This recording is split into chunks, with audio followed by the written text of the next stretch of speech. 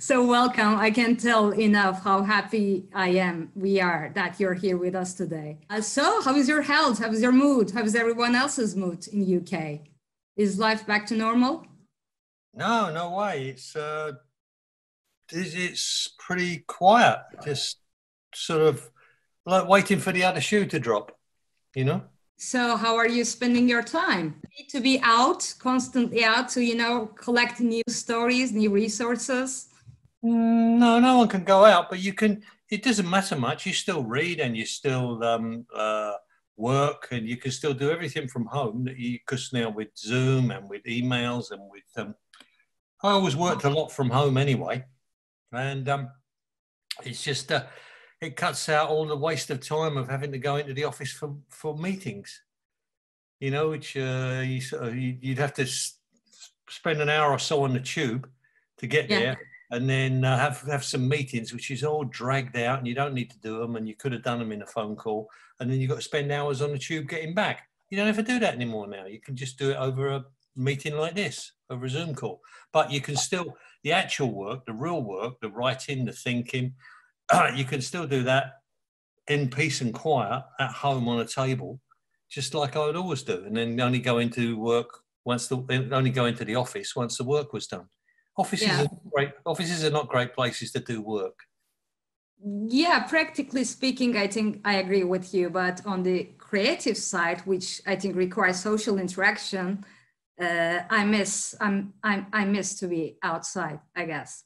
It depends on what you need. You need a little bit of input and maybe a little bit of social interaction. But what you also need is peace and quiet to think, and people not looking over your shoulder and not telling you what to do, and just wait until we've done. When I've done the work, then I'll show you the work.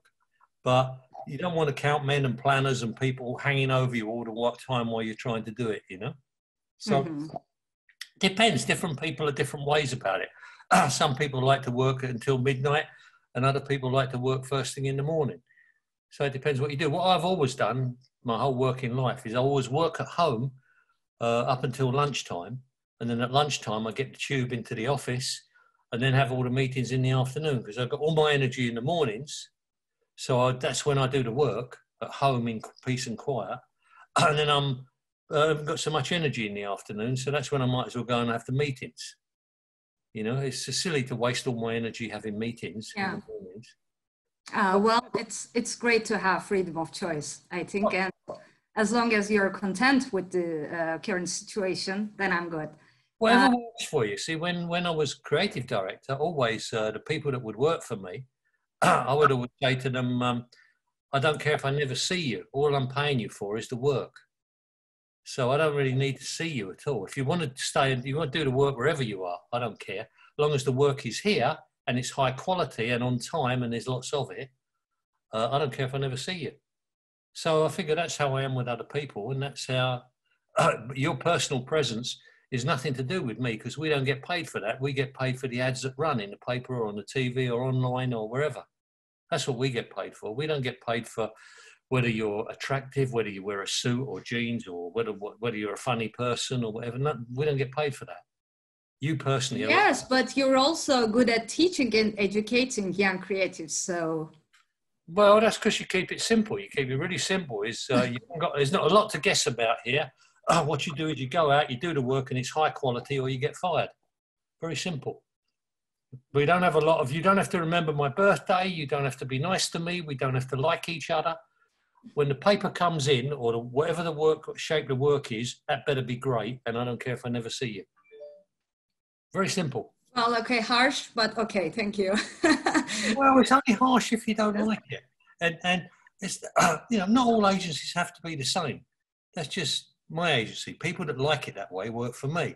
People that don't like it that way go to somewhere else, one of the big, cuddly, friendly, funny agencies, and work there. So I like it. I like everybody to have their own way, like football teams. You don't all have to play the same way. You can all play a different game, and that's what makes it interesting. Yes, I agree. So before we get into the book, let's just reserve some time to, talk about recent developments. and the state of the advertising world, the new paradigms and conventions, if you will. Sure. Well, so I checked your blog because I was wondering whether you have written anything directly related to the corona situation and how brand practices have changed during this time. And I came across only 2 pieces. One was on the extravaganza of, toilet paper purchase. And the other one was Pornhub's creative decision to make the platform free for all the Italians under lockdown. Yeah. So my first question is this: how could you resist to talk more about one big topic that all the rest of the world is talking about?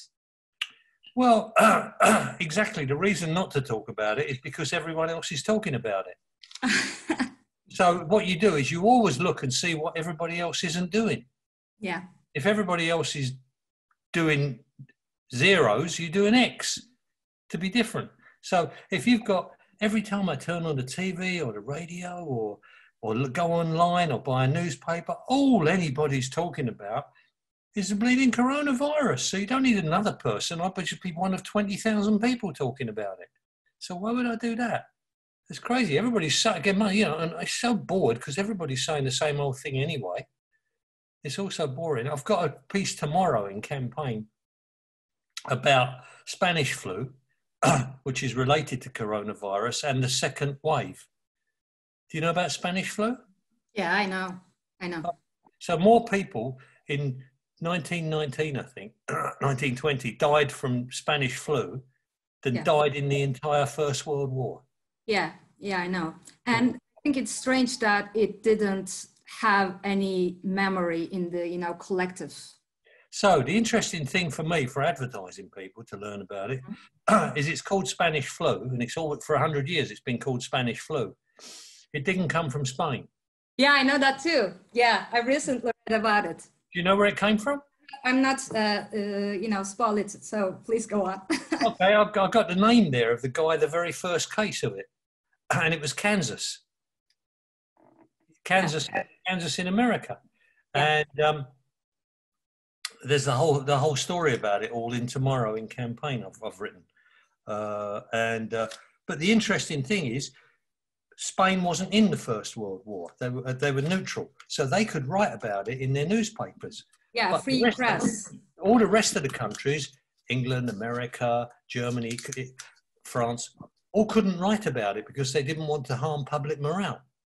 So the only paper that was place that would write about it was Spain, so it became known as Spanish flu. Now, 100 years later, people still call it Spanish flu, although it's got nothing to do with Spain.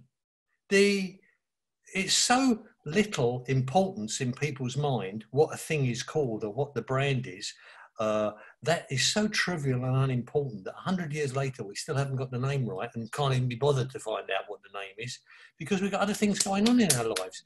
And advertising people just don't get how trivial and how unimportant what we do is. Until you know how trivial and unimportant what we do is, you can't do it properly. You treat it too importantly, you think everybody's watching, you worry it to death, and consequently it's boring and dull and invisible and nobody takes any notice of it. And that's what you can learn about Spanish flu. And what was the toilet paper thing you said? Everyone is going and purchasing toilet paper like crazy, like it's the only thing they had to get. Yeah. In the lockdown, not food, not something else that would be more, let's say, essential and vital for survival, but they focused and fetishized the whole idea of the toilet paper. It was did I write about it? Well, you don't remember that? It was just a couple of weeks ago, I think. I think you published it in March or something like that. Yeah. And what was it about, apart from toilet paper? Because I don't remember. Okay, I'll send your piece to you afterwards. So aside from Pornhub's creative campaign Well, the great thing about Pornhub was it's so cheeky and so fun, and in a time when everyone's being so dull and miserable and, oh, Christ, we're all going to die and everything's horrible, Pornhub just has a bit of fun with it. Hey, you know, you're stuck indoors, you can't go out. Here's a thing you can do for an hour or two on your own. Young Italian men all stuck indoors on your own for an hour or two. Here's 3 months free membership to Pornhub. I think that's really funny. That's for young Italian men. Isn't that really amusing? You don't have to be miserable and dull and awful about the whole thing. Why can't you just, everybody likes to laugh. Everybody likes a bit of fun. Everybody doesn't want to be miserable and suicidal all the time. We all know what's going on. Now let's have a bit of fun with it. You know, and I thought that was what was great about Pornhub. Yeah. Yeah, I think too. Okay, and aside from Pornhub, do you find any other work to be outstanding in this particular era? No, I haven't seen any good work. No, nobody seems to be doing anything. The worst work is the government's work, which looks like it's done by the government themselves. It doesn't look like any professional person's been anywhere near it. Anyone who's what people forget nowadays is they are so hung up on the word brand, and everything must be about brand, and it must be, we must find out what the brand's about, and it must be a brand message or a brand stance or a brand position or a brand something or other. Ordinary people don't give a flying fuck about brand. Ordinary people couldn't care less about brand. That's 20,000 people in this little world of advertising care about brand, and ordinary people don't. So what happens is you haven't got a clue what's going to work with ordinary people, and that's what happens with the advertising and the government's advertising. You've got governments now run by people who are fixated on what they think is marketing, and they think marketing is all about brand.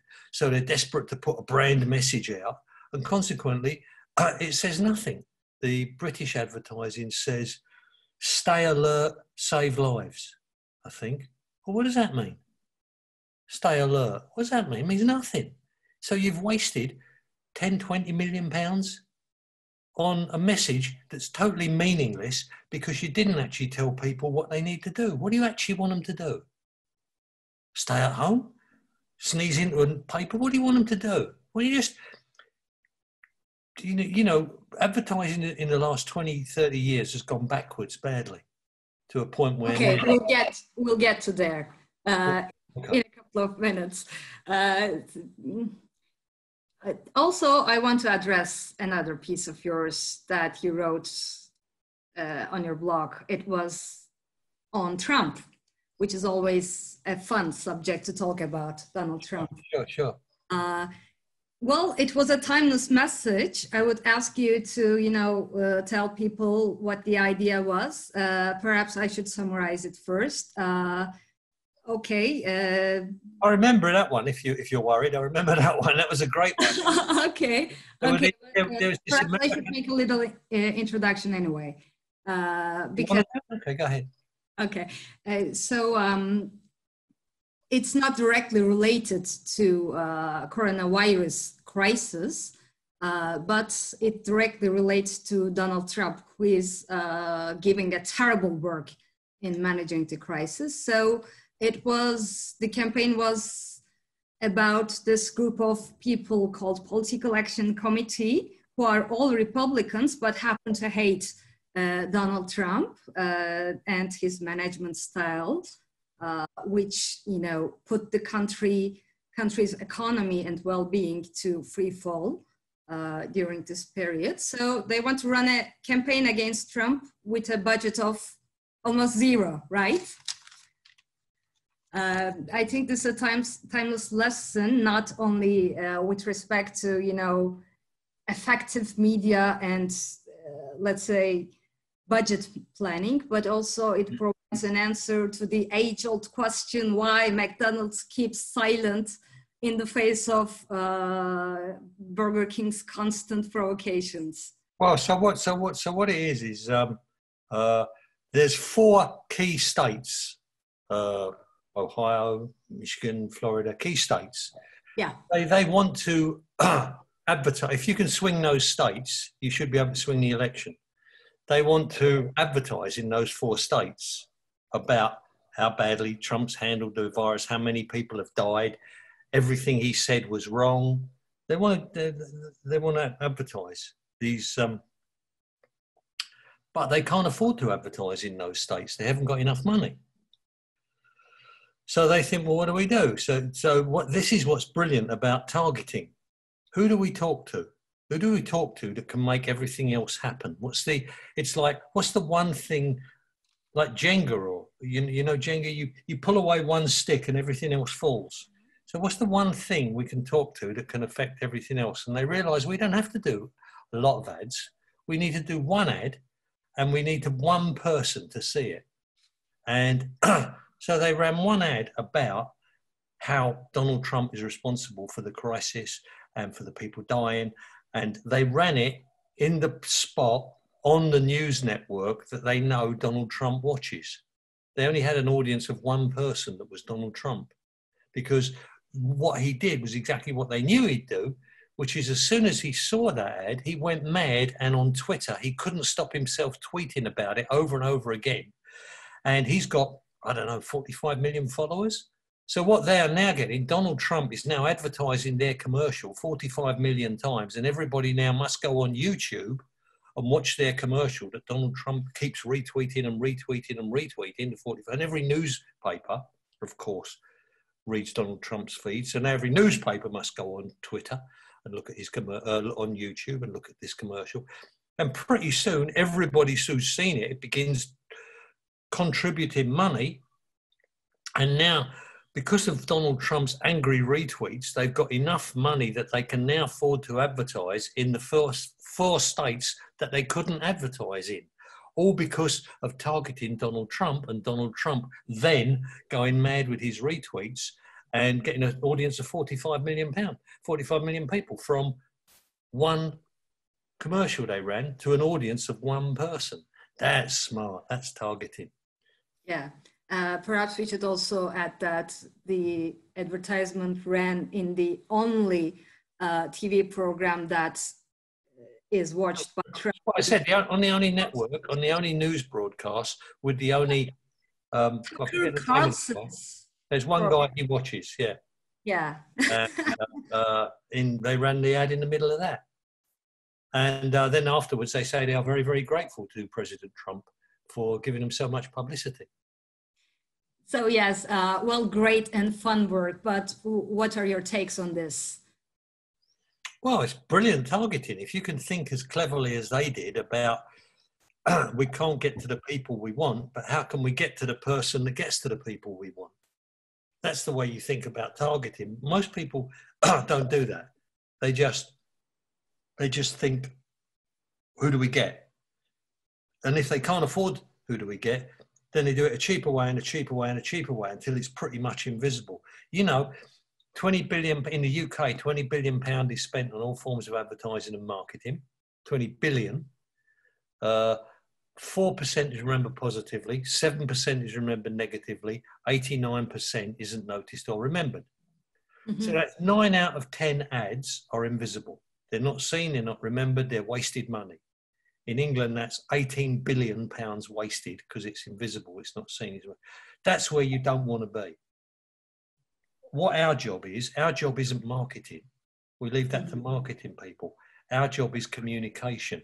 And that's when marketing people should just get out of the way and let us do our job, which is we don't tell them what we're supposed to say. We don't tell them how to sell their product. But what we have to do is we have to make sure we're in the 10% that actually gets seen and noticed and remembered, and not in the 90% that doesn't. That's our job in the creative department. That's what we should be doing. And that's what those guys did brilliantly. Now, when marketing gets involved and marketing thinks advertising is just a subset of marketing, then they begin telling us what to do and what research said and what the consumer insight is and what the brand requirements are, and da-da-da-da-da-da-da-da-da-da. And you get a little film that you could run at a conference that actually falls dead and is totally invisible on a TV screen or online.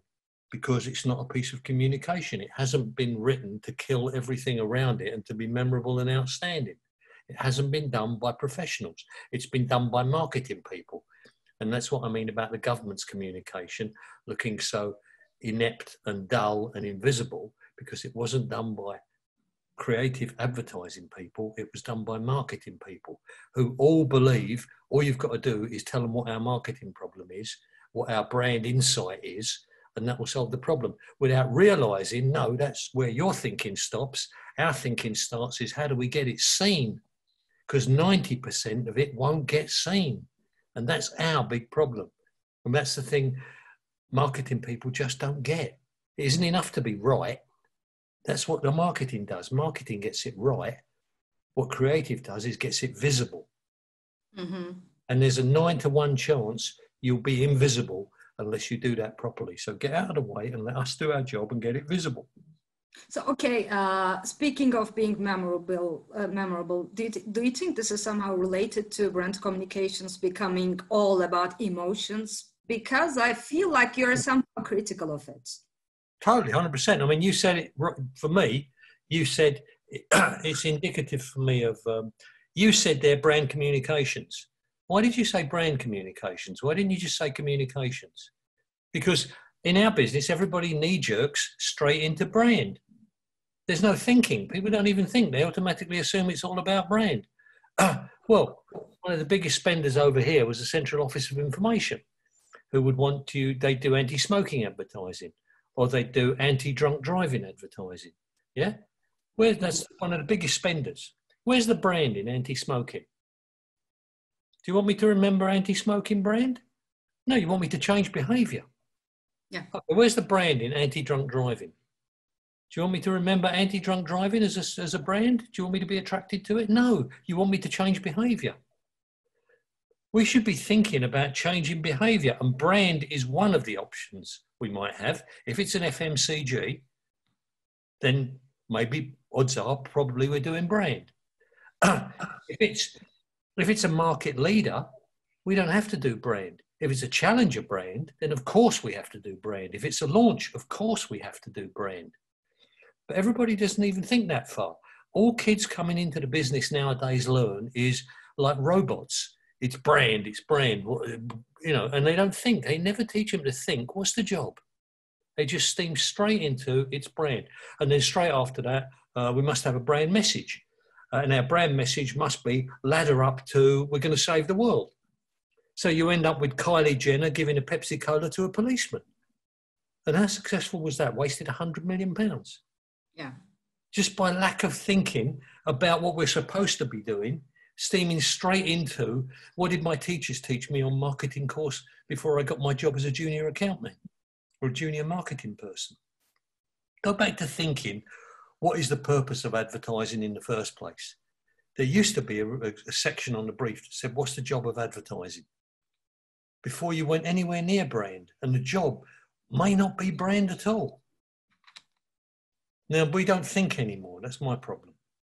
So brand purpose, it may not be brand purpose. If Budweiser, they used to do beer advertising. They didn't do Budweiser advertising. They did beer advertising. They don't have to do Budweiser advertising because they own the market.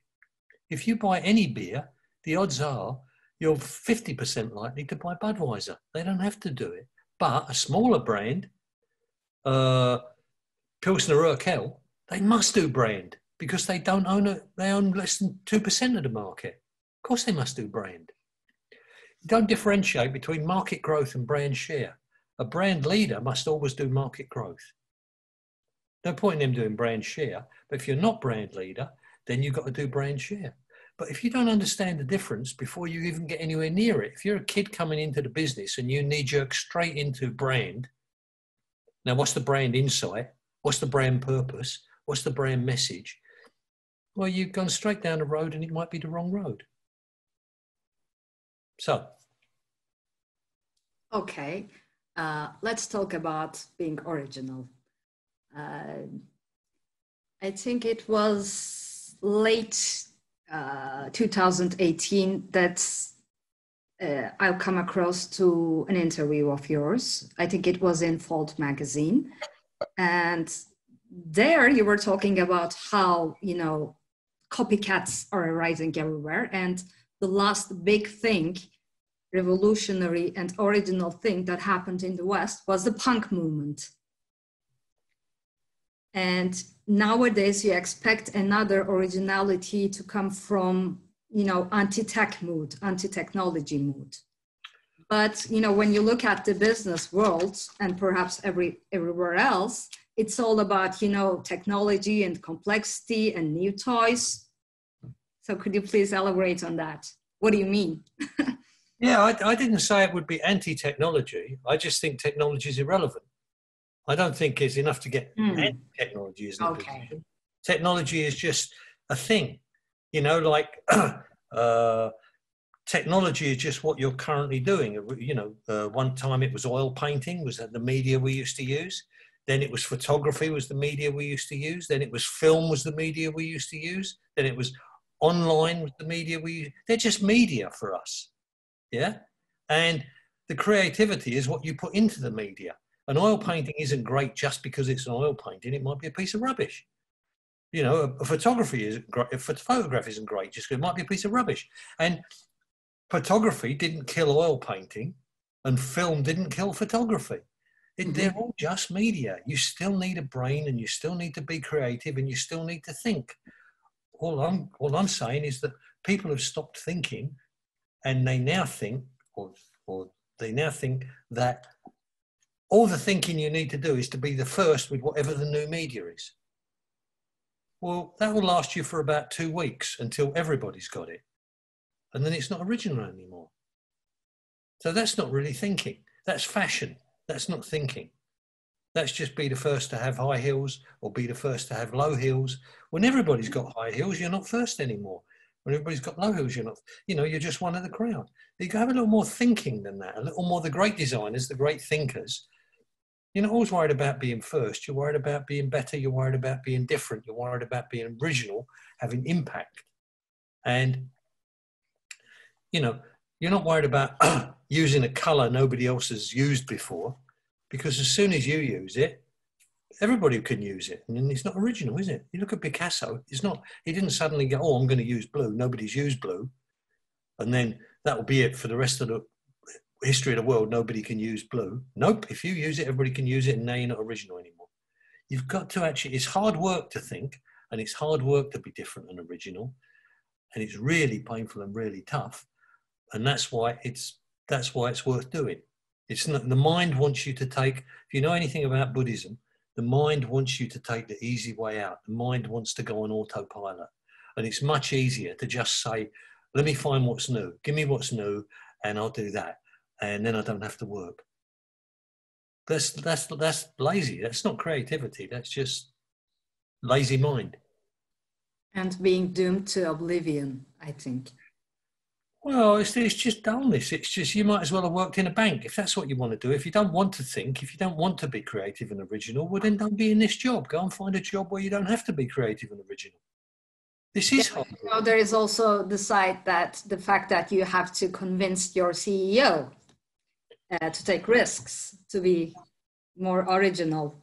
Yeah, sure. But, you know, if it was easy, then everybody would be doing it. The point is, it is tough. It was tough for Picasso. It's tough for Van Gogh. It's tough for everybody. If you want to be great, it's tough. Yeah. Perhaps we should also talk about choice architecture in a couple of minutes. Well, choice architecture is I like choice architecture a lot. That's setting the game up so that whatever people choose, it's what you wanted them to choose. They don't choose. You don't tell them what to choose. You don't. One of my favourites is story is in this high school in America, this girls' school in America. Young teenage girls, 15, 16 years old, they would all go in the ladies' toilet and they put on their lipstick as girls do, and then they'd all put a big kiss on the mirror, you know, because girls at that age love to do that stuff. They put a big kiss on the mirror, and the janitor complained about it because of how much work it was, and the headmistress asked the girls to stop doing it, But of course, the girls thought it was really naughty and cheeky, so they wouldn't stop doing it. So the headmistress said to them, okay, come into the toilet, let me show you something. And she said, okay. She said, see all these lipstick marks on the mirror? She said to the janitor, show them how you get the lipstick marks off the mirror. So he took the mop and he put it down the toilet until it was good and wet. Then he put it all over the mirror and washed the lipstick marks off. Put it down the toilet again until it was good and wet. Washed it off the mirror. And he said, that's what we have to do. Now, do you think after that any girl would go and kiss the mirror? I don't think so. That's choice architecture. You don't have to tell anybody anything. You don't have to nag them. You just say, this is what we do. Now it's your choice. You know? I think I like the story of the beggar more. Well, that's another piece of choice architecture. Perhaps you should also tell it. Well, that's another great piece of choice architecture, Yeah. where the beggar is just sitting there and says, and has, I think, 6 or 8 cups in front of him and a sign that says which religion is more generous. And one of the cups is marked Buddhist, one is marked Christian, one is marked Muslim, one is marked Hindu, one is marked Jewish. An atheist, I think. Atheist, yeah, also atheist, yeah. And so when you come past him, what do you want? You want your religion to win, of course. So even if you weren't going to put any money down for a beggar, you think, I want my religion to win. And that's choice architecture. He didn't even ask you. He just encourages it. So he sets the architecture up so that you end up making the choice he wanted you to make. These in Oxford, you know, at Oxford University, there's it's a university town, and there's about 6 or 8 or 12 different colleges in Oxford. They're all called Oxford, but they're different colleges. And I was standing there one day in Oxford, and I was looking, and there are about 4 or 5 different off licenses. Off licenses are shops where you buy alcohol. I don't know what you call them in Turkey, but we call them off licenses. And you buy alcohol in these shops. And there's one of these shops was doing much more business than all the others. And I went over to see what was the difference. And he had a board outside his shop that said which college wins. And he had the names of all the colleges on this blackboard. And every time you bought a crate of beer for your college, he would put a tick next to your college. And so you had all the bars to see which college was winning. Well, if I'm going to buy a crate of beer, where do you think I'm going to buy it? Out of those 5 off-license shops, which one am I going to go to? I'm going to go to the one that puts my college out in front, of course. So, again, that's choice architecture. You always set it up so that I don't have to shout at you to do anything. I just set up the choices so that you will want to do what I always wanted you to do. You know? Yeah. This is modern subjectivity in philosophy, by the way. Anyway, so the title of this interview that I talked about a couple of minutes ago was To Be an Underdog. And perhaps with this in mind, we can get into the specifics of your book, because this, I think, very truthfully, this sensitivity is somehow present in all your writings and all your works. You like to emphasize the fact that you are coming from Eastern London and were born into a working class family, and the fact that advertising is becoming more and more middle class oriented with respect to language, with respect to taste, and with respect to ideas. Is it hard for you to understand my accent? Can you understand me? What do you mean your exit? Well, Americans can't understand me because my accent is not English. It's East London. Huh, yeah. Yeah. Yeah, very hard for Americans to understand. Okay. I couldn't understand your accent. I thought that you were saying exit. Yeah, there you are.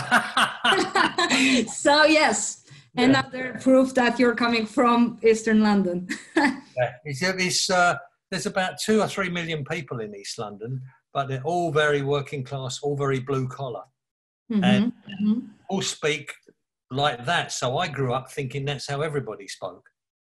But it's not until you leave that part and you come to the rest of England, where all the posh people are, you find they don't speak like that. And then when I went to America, they couldn't understand my accent.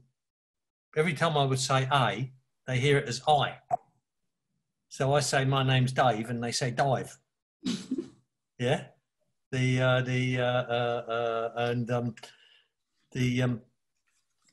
My wife is Chinese, but she's from Singapore, and she went to a really good school in Singapore, and she learned English much better than I learned English. Mm-hmm. So when we are over here and we're in an Uber cab, you know Uber cabs? Of course I do. Oh, okay. We're in an Uber cab, and I don't know, because Americans don't know. We're in an Uber cab, and the guy will ask me what my postcode is, and I say 7XA, and he says 7XI, and I say no, 7XA, and he says 7XI, and my wife has to tell him because she speaks English better than I do. Yeah, she learned properly. So that's how you have to. If you cannot understand what I say, you have to stop me and make me say it again. Okay, and that's the same reason why I can't. I'll write it for you. Okay, and that's the same reason why I cannot watch any Ken Loach movies without subtitles. No, exactly. Not understand the language. Yeah, you're right. You know, in America also, when they show Cockney movies, they have to put subtitles up. Do you know Cockney? Cockney is the part of London I'm from. They call it Cockney. Yeah, I didn't know that. Oh, Cockney, and it's working class London. Mm-hmm. Mm-hmm. And so when they show those in America, they have to put subtitles up for Americans. Mm-hmm. They can't understand it. So getting back to our original about being underdog. Yeah, sure. Yeah. Yeah, well, and advertising world's becoming more and more middle class oriented, and I think it's a result that people in the advertising are closing doors to a whole, let's say, different world of resources by doing that. Well, what you learn over here is it used to be that nobody was very interested in working in advertising. So all the people that worked in advertising came from the working class. And that's half of England. Half of Britain is working class, half of Britain is middle class. The working class people all like very obvious jokes, very funny jokes, music, songs, things that everybody can join in and sing along to, funny, everything you laugh at. Yeah, everybody loved advertising. Then the university people, the middle class people, saw advertising was a lot of fun. So they began to get involved and they began working in advertising. And now advertising is full of middle class people from university who don't want that sort of laughing and joking and fun and humour. So now advertising is fucking dull and boring and middle class and university, and everybody hates it and everybody turns it off. And you've got ad blocking all over the screens and most of the money is wasted because you left the working class behind where the fun was, and you got into the middle class where the boring, miserable stuff is. That's what's happened to advertising. I wonder what our viewers are thinking about. Too many university graduates. Yeah. I don't want to politically incorrect, but I kind of agree with you. Yeah. Well, what happened? Here's the difference. I didn't go to university. Me and all my family went to art school. And the difference is at university, you write essays about people who did things. At art schools, you do things. So art schools are very blue collar and universities are very white collar. So if you come from university into advertising, you're automatically white collar, and you change it to be about logic and common sense and writing a marketing thesis, and consequently you end up with something really boring that makes perfect sense as an essay on a bit of paper. But at art school, you don't do that. At art school, you don't write anything. You just do stuff. And it's either you hold it up, it's either good or bad, funny or not. You laugh or you don't. Picasso said, if you get, this is what sort of summed it up for me. Picasso said, when art critics get together, they talk about meaning and form and structure. When artists get together, they talk about where to buy cheap turpentine. Yeah? So art school people don't talk about doing it, they do it. University people talk about doing it, and then go and talk to a load of other people who talk about doing it. And at the end of it, you end up with something really, really boring that's and wonder why everybody hates advertising. When, you know, it used to be such a lot of fun. And it's not anymore? Of course it's not. Do you imagine ad blocking worldwide is 25% of ads worldwide are blocked. Worst in America, bad in Europe, but people, you just, targeting is part of it. Because now you are targeted by ad tech, you will see the same ad again and again and again and again and again until you're absolutely sick of it. Whereas used to be, at least you get different ads, at least you see different stuff, and it wasn't boring. So between research and planning and ad tech and media, and then the other thing that's ruined it is award schemes, advertising award schemes. Because now creatives don't even do ads for people anymore in the streets. Now they do ads just to win awards, which is 6 or 8 people on a jury somewhere like Cannes who don't speak your language, don't live in your country and won't see your ads. But it's international kind of, this looks like a big expensive production. So you do ads for 12 people on a jury in Cannes. So it's not just planners and account men and marketing people, it's also creatives. Just generally, the fun's gone out of it now, and it's detached itself off from the real world. Well, it'll come back. It always, like when Bill Bernbach, I mean, in the 1960s, Bill Bernbach was the first one doing it properly when everybody else was doing it dull. So if you can remember, anyone old enough to remember that stuff, this is pretty much, who is it who said, if you don't remember the past, if you're not old enough to remember the past, you'll keep repeating it. So most people around now are not. I read history, so perhaps I might know it. No, I don't think so. Okay. You're too young, but and because no one in advertising is interested in the history of advertising, no one goes back and learns about the great advertising. So no one, if you're a footballer or a boxer or anything, you go and learn the history of your sport and you learn from the great people. You learn from Muhammad Ali or you learn from Johan Cruyff. But in advertising, nobody wants to do that. They just want to do it. If it's more than 1 year old, it's history and we're not interested. So you never learn about the great stuff. So you have no chance of improving because you never look at the history of the great stuff. And the stuff that's been done that is so much better than what you're currently doing. It's 100 times better than what you're currently doing. It's there and you could learn from that. But, you know, nobody looks at the history. So what happens if you don't look at the history? You're condemned to repeat it. You're condemned to repeat the same mistakes. Okay. So let's get to the main idea of the book, which I think is creativity is all about combining dots. So lesson 1 is, I think, keep an open-minded attitude. And 2 is be a collector. You know, stories are everywhere. Go meet people, try to learn new stuff. Well, it's real simple. If you accept that creativity is all about connecting dots, the more dots you have, the more connections you've got. Yeah.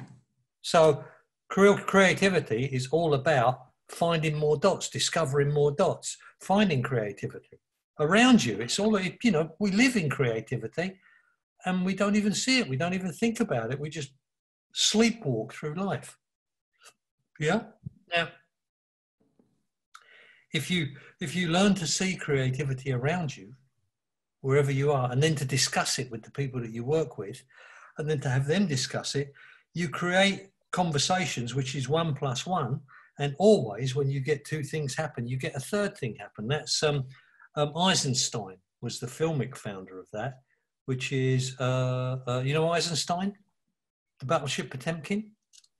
Yeah. Yeah, okay. So Eisenstein, there's 2 ways that film went. The American way, which was D.W. Griffith, which was narrative editing. Yes. And then Sergei Eisenstein, the Russian, who was mood editing. So instead of narrative editing, which is A leads to B leads to C leads to D, 1 + 1 = 2. Mhm. You'd have Einstein's thing, which is you put an opposite together, so you get a third thing, 1 + 1 = 3. So in Einstein's thing, in Sergei Einstein's thing, the director, Battleship Potemkin, like the famous scene of the Cossacks marching down the steps shooting people, you get a shot of a Cossack with his rifle, you get a shot of a little baby girl crying. You haven't just got 1 + 1, you've got a Cossack with his rifle and a baby girl's created a third thing, which you didn't actually show, but you suggested. So you've got 1 + 1 = 3. Yeah? Yeah. That's real creativity, when you create something that's more than the total is greater than the sum of the parts. Yeah, I think I should go and see the movie again, because it's been like 20 years. I was only a child when I watched the movie. So Battleship Potemkin was the one that created the European New Wave cinema, as opposed to American narrative cinema. So,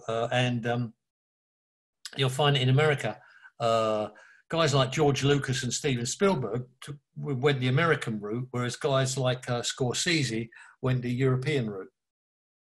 So you'll see the difference between guys like Martin Scorsese's filmmaking, or the European filmmakers, which is mood editing, and the American editors, which is narrative editing. Yeah. Yeah. Yeah. By the way, we are going to have I talked about this pop quiz to you, remember? Oh, yeah. Going to be a question about Orson Welles movie. Just a spoiler. Yeah. Oh, yeah. The movie that, made him go back to Hollywood cinema again. So there's going to be a question on that as well. So where did you collect all these stories in the book? Well, you don't, I mean, if you're a kind of person that's naturally curious, they stick to you like pollen sticks to a bee. You just, as you go through your life, you just amazingly, usually I find anything that would be a good story for me to tell to a bunch of guys in a bar is usually a creative, exciting, interesting story. Any story that you would tell to a bunch of guys in a bar and they'd go, fuck me, that's great. That's usually a creative story, a creative, exciting idea. It could be about football. It could be about war. It could be about submarines or tanks. It could be about business. It could be about fashion. There were two fashion shows on at the Victoria and Albert Museum recently. Yeah, Christian Dior and Marie Quant, I guess. Oh, now my daughter's an art director. My daughter was going to go to, and my wife and I each wanted to go to a different show. My wife, she's an art director. She wanted to go to the Christian Dior show. Well, I don't want to go to that. It's just bling. It's a load of money and no clothes you don't really feel comfortable in, you can't wear. I took my daughter to the Mary Quant show because that's all ideas. That's exciting. That's creativity. If you look at Mary Quant, before Mary Quant, you couldn't have short skirts. Because before Mary Quant, you didn't have pantyhose. Before Mary Quant, you had stockings and suspenders. So you couldn't have short skirts. Mary Quant, because you had pantyhose that came right up to there, you could have a skirt as short as you like because there's nothing to see. That's creativity. And Mary Quant, she would sell eyelashes, false eyelashes by the yard. So you just buy them, cut off as much as you need. Not like Dior. And before Mary Quant, women had brassieres. They're made out of wire, and the Dior stuff was so uncomfortable, women couldn't even wear it. But Mary Quant made this, what we now call sports bras. They didn't have sports bras then, but Mary Quant made them before they were sports bras. She made them, and she called them booby traps. They're just funny things, and she had a lot of fun with it and a lot of crazy ideas. And she was a thinker. Dior wasn't a thinker. So that's where you see, there's no creativity in Dior, that's just style. Nothing wrong with style, but it's not creativity. Mary Quant was creativity because everything was unusual and innovative and new, and it hadn't been seen before, and it changed what came afterwards. So I took my daughter to Mary Quant, and my wife took my daughter to Dior. So like that. So I mean, you can find creativity even in fashion, like I'm saying. Yeah, and There seems to be two questions from the audience. If you don't mind, I'm going to read one of them to you. Okay, Ata Ekse asks if this uncertainty, if these uncertain times will provoke another type of creativity, you know, because we have to get out of our comfort zones in order to be creative and risk things. So do you think this Corona time will trigger any originality or creativity? Well, I think I don't think Corona will do it, but I think we're due for some creativity because it's been so dull for so long. And what it normally happens is it goes in cycles. So like in the 20th century in the UK, the creative times were the 1920s with flappers, when the first time women wore short skirts and cut their hair short for the first time ever, and smoked cigarettes, and all the things women had never been able to do through history. That was creative. Then the 1960s was really creative, when for the first time in England, working class people actually began to do not just work in factories, they began to work in the creative arts. That was really exciting. Then the 1980s, punk, because punk was exactly the opposite of everything that was considered good taste. So it's usually a reaction against when things get really dull and boring. Then there's a reaction, a burst out of creativity. So we're about due for that because everything's pretty dull and boring at the moment. I don't think it's to do with coronavirus. I just think it's to do with everything being really dull and boring. Okay, another question. Dave, it was wonderful when you were at Brand Week and you signed a book for me. Your book, 1 and 1 = 3, is a masterful symphony in creative thinking. My question is this. Personally, I have always believed that if added creatively, 1 and 1 can become 11. What do you think of this way of making the same point as you? Does it have any brilliance to its simplicity, any chance of getting the most valued Dave Trott's creative seal of approval? That's the question. Well, you know, don't forget, I'm only one guy's. I'm not trying to talk for everybody. All I'm figuring, I don't need to talk for everybody. I need to be different to everybody is all I need to be. So when I say 1 + 1 = 3, that's one person's opinion, that's mine. And all I need to be is different. I don't want everybody to be like me. As soon as everybody starts being like me, I've got to be different again. I just think maybe 10% of people out there will hear what I'm saying and realize that you can be different. And being different actually takes courage, because it's much more comfortable to agree with everybody else and to have everybody else agree that you are good and you are doing the right thing. And it's much more comfortable. And it's uncomfortable to be different. And it's uncomfortable to have people dislike you and say you're doing the wrong thing. And 90% of people won't want to be like that. 90% of people all want to be like each other. So there's only 10% of people will actually even hear what I'm saying about creativity, being original and being different. And I mean, don't be like me, because if you copy me, then you won't be original and be different. You'll just be copying me. But find out what makes you different and be that. And when other people don't like it, that's probably exactly the right way to go, because other people won't like you for being different. And if you're the sort of person that can stand that, then Bill Bernbach said, when you stand for something, you'll find some people for you and some people against you. When you stand for nothing, you'll find nobody for you and nobody against you. So you decide. If you stand for something, if you want to stand for something, you're going to find a lot of people against you. Now, if you can't handle that, then settle for the fact that you'll never be able to stand for anything and just go back to being comfortable and not having anybody against you.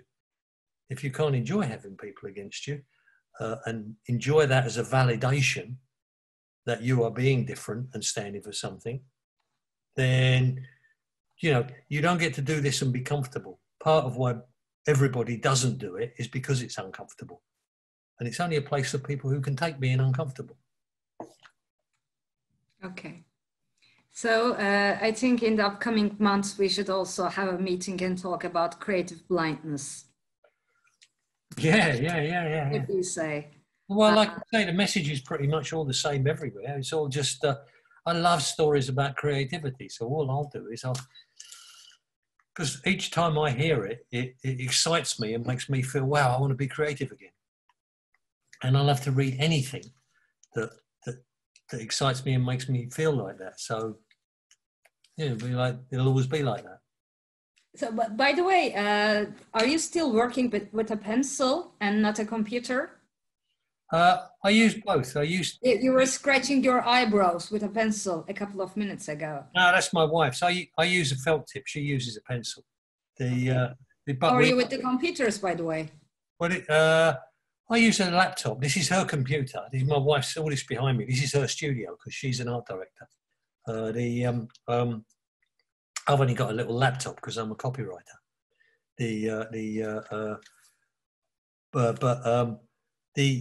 We'll all start off with an A3 pad. Being an art director, she likes a pencil. Being a copywriter, I like a felt tip.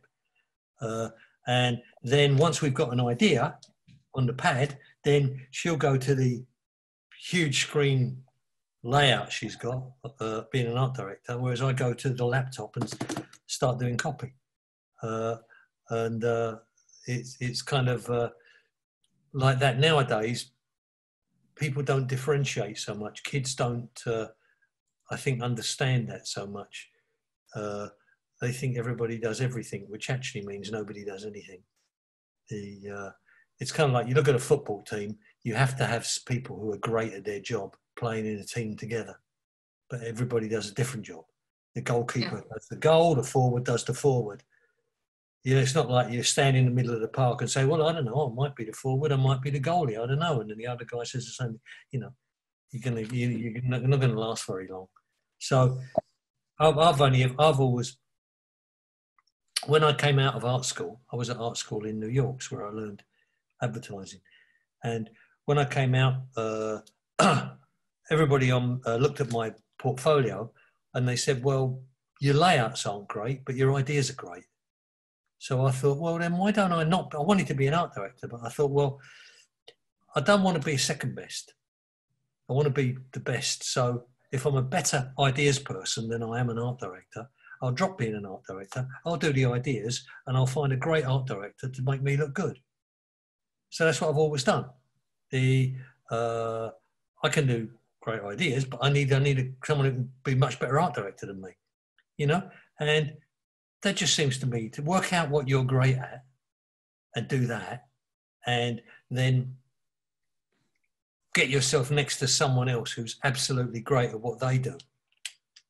And you'll each be 100% instead of each being 50%. Yeah? Yeah. So, you're basically saying that be the best you can be and choose one side.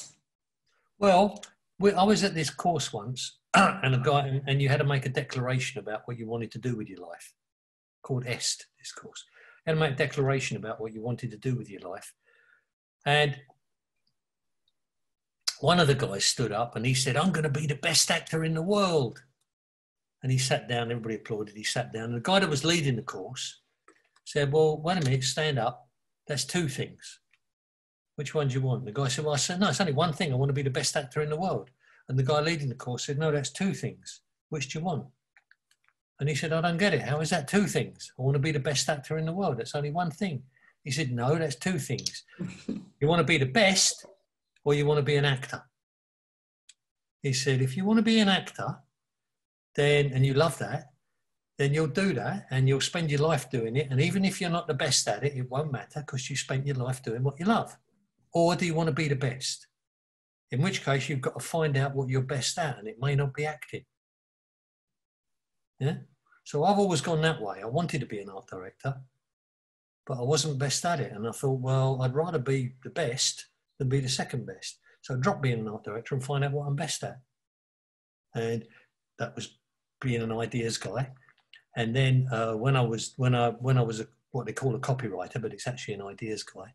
Then when I was doing that, I found I was really good at training youngsters, not heavyweights, just youngsters. And so I thought, well, okay, if that's what I'm good at, this wasn't what I wanted to do. I don't want to be a teacher. But if I'm good at training youngsters, let's open an ad agency, but staffed totally with youngsters. And I'll train the youngsters. So I did that. And the agency was voted most creative in the world. And now suddenly everybody wants to hire youngsters, whereas before nobody would touch youngsters because everybody thinks all you do is copy me. Well, no, that's me finding out what I'm good at.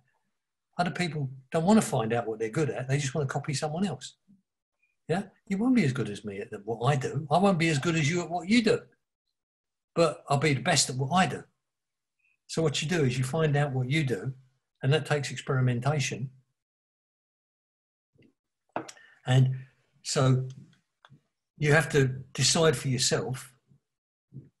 It's like in art school, there's the kind of the Van Gogh conversation everybody has in art school, where you realise Van Gogh was the greatest painter in the world, but he died a pauper and penniless and miserable. And you say to yourself, okay, well, I can be like Van Gogh. I can be the greatest painter in the world, and I can die a pauper and penniless and miserable. Or I can have a happy life and be finished when I'm gone. Which do I prefer? And I thought, I'll take the happy life, thanks. But that's me. I don't want to suffer my whole life just in order to be great after I'm dead. But that's just me. So I'll find out what I'm great at, what the world thinks I'm great at, what I can beat other people at, and I'll do that. Rather than always play the game where I'm strongest. So in order to do that, I need to find out where I'm strongest. Yeah. Anybody in sport, in military, in business will always tell you, always play the game where you're strongest. But you can only do that if you find out where you're strongest. Yeah. So you have to experiment a bit. Yeah.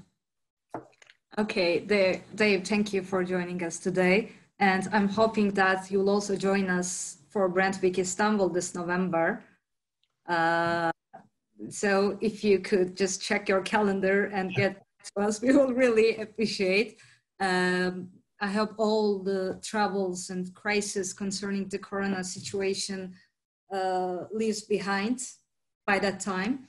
And we can make this chat face to face this time. Okay, Alev, yeah.